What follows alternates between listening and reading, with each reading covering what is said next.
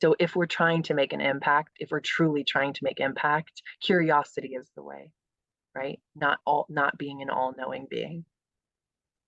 And that's a really good example because I think sometimes you'll get especially when you're talking body language and Yeah. tone, it's like, well, the words don't actually matter. The words do matter, but Hmm. where you're right is that when there is that connection, it's more of how I felt. You know, two people probably walk away and they'll summarize the conversation differently, but they're going to say, Hmm. this made me feel this way, or I could do this, and that's why it went so well or so poorly, Yeah. or so that I agree with you wholeheartedly there.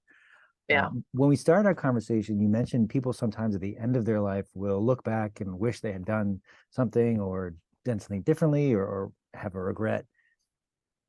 Kind of in that vein, is there a way that you like people to describe what you do for them, how you show up for them when you're not around, saying, Shana did this for me, and you need to know about it, or she was so Yeah. great because of this. How do you hope that people Yeah. talk about you when you're not there?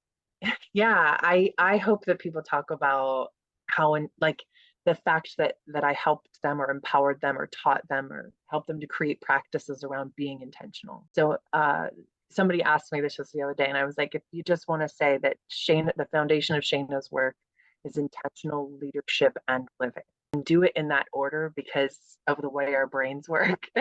To explain in 10 seconds what I do, because we've been so wired and programmed to look at our lives in very specific ways, and I'm actively blurring the lines, right? But yeah, I would say that someone saying, "Yeah, Shana helped me is helping me live my life more intentionally and connecting to more joy in my life." That would be like the per. I also just love I love listening to people describe what I do.